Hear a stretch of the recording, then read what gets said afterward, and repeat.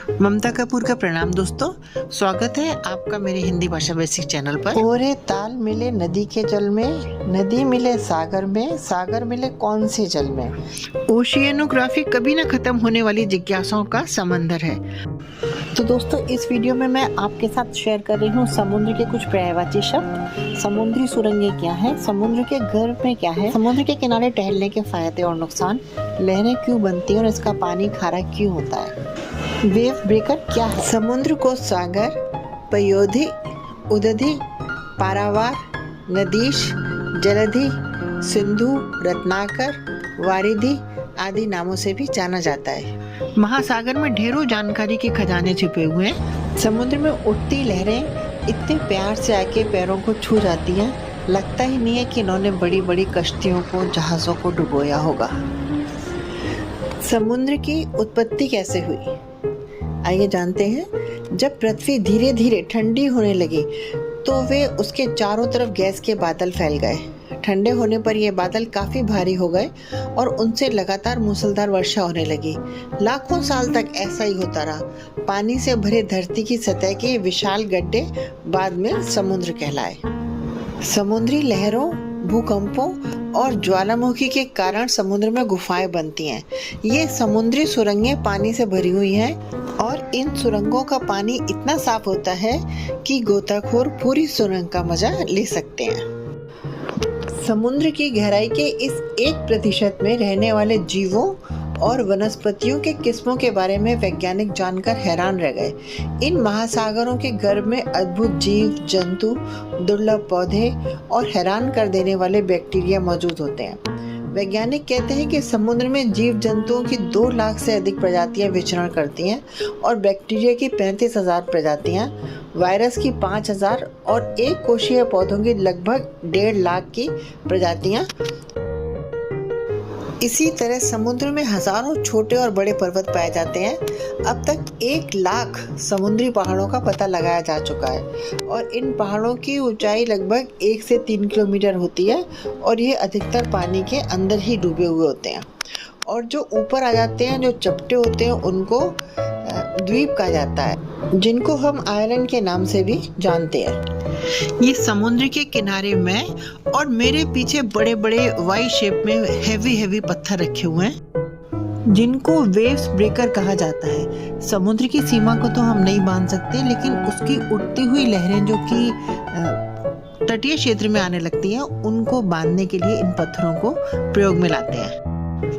बहुत से लोग छुट्टियां बिताने के लिए समुद्र के किनारे घूमने जाते हैं और बहुत से लोग जो बीमार होते हैं उनको समुद्र के किनारे पे जाके घूमने की डॉक्टर सलाह देते हैं।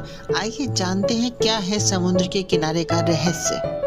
यदि आप सोरायसिस जैसी त्वचा की समस्याओं से पीड़ित हैं तो नमकीन समुद्री जल में थोड़ी देर में तैरना आपके लिए बहुत ही फायदेमंद साबित हो सकता है। श्वसन अंगों की सूजन को समुद्र किनारे की शीतल हवा में आराम प्राप्त होता है। समुद्री वायु में सांस लेना फेफड़ों के लिए लाभदायक होता है। समुद्र किनारे घूमने से अच्छी नींद और अच्छा मूड बनता है। एक अध्ययन के मुताबिक सुस्त और निराशाजनक मौसम में रहने वाले लोग समुद्र तट के करीब रहने वालों की तुलना में विटामिन डी की कमी का सामना ज्यादा करते हैं। समुद्र किनारे घूमने से आप कुछ खतरनाक आधुनिक रोगों से बच सकते हैं। 200 मीटर की गहराई में मौजूद पानी खनिजों से समृद्ध होता है और विशेष रूप से हृदय के लिए बहुत ही फायदेमंद होता है।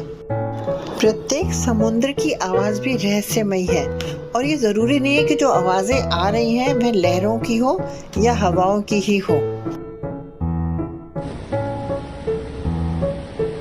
समुद्र में लहरें क्यों आती हैं? लहरें आमतौर पर हवा के कारण होती हैं। हवा और समुद्र की पानी की सतह के बीच जो घर्षण बनता है, उसी के कारण लहर उत्पन्न होती है। यह प्रक्रिया बार बार दोहराने के कारण हमें समुद्र के किनारे लहरों की तरंगें दिखाई देती हैं। समुद्र का पानी नमकीन क्यों होता है? आइए जानते हैं। बारिश का पानी भूमि पर गिरने के साथ वायुमंडल में फैले कार्बन डाइऑक्साइड के संपर्क में आने के कारण कुछ अम्लीय हो जाता है। अम्ल पृथ्वी की चट्टानों का कटान एवं भेदन करता है और इनके टूटे हुए हिस्सों को अपने साथ बहा कर ले आता है। ये नहरों और नदियों के रास्ते समुद्र में चले आते हैं। यानी समुद्र का पानी इसलिए खारा होता है क्योंकि उसमें सोडियम क्लोराइड क्रिस्टल पाए जाते हैं। कई तत्वों का उपयोग जीव कर लेते हैं, बाकी लंबे समय के लिए इनको समुद्र में ही छोड़ दिया जाता है, जहाँ समय के साथ साथ इनकी मात्रा भी बढ़ती जाती है और पानी को खारा कर देती है। जहाँ समुद्र से हमें बहुत से फायदे हैं, वहाँ इससे कुछ नुकसान भी हैं। हवा में नमी यानी मॉइस्चर होने से अस्थमा के लोगों को बहुत दिक्कत होती है और हड्डियों के जोड़ों में दर्द भी हो जाता है और कई लोगों को स्किन प्रॉब्लम्स, त्वचा से संबंधित रोग भी हो जाते हैं। समुद्र जब अपनी सीमाएं लांघ देता है तो देखिए उसकी वेव्स कितनी, लहरें जो हैं वो पूरे शहर को ले डूबती हैं। पास में बिल्डिंग्स हों, वर्कशॉप्स हों, फैक्ट्रीज हों, मानव हो, जो कोई भी हो, सबको अपने साथ लेके बहा देती हैं। लोगों की आशाएं, उम्मीदें और फ्यूचर सब बह जाता है। जहां मनुष्यों को साथ में रहने से नुकसान होता है, वहां पशुओं को मनुष्यों से भी नुकसान होता है। समुद्रों में बढ़ते इंसानी शोर से जीवों के जीवन पर व्यापक असर पड़ रहा है। इस शोर से उनकी भोजन, प्रजनन और शिकारियों से बचने की क्षमता पर असर पड़ रहा है। कहते हैं कि हवा की तुलना में शोर पानी में बहुत तेजी से दूर तक जाता है। यह बात समुद्री जीवन के लिए खतरा बन गई है। तो ये है विशाल समुद्र का एक संक्षिप्त सा परिचय। तो दोस्तों, अगर आपको मेरा ये वीडियो पसंद आया है तो कृपया करके इसको लाइक और सब्सक्राइब करें, शेयर करें, और अगर नहीं पसंद आया है तो कृपया करके मुझे सुझाव दें ताकि मैं अगले वीडियो में उसको इम्प्रूव कर सकूं। धन्यवाद।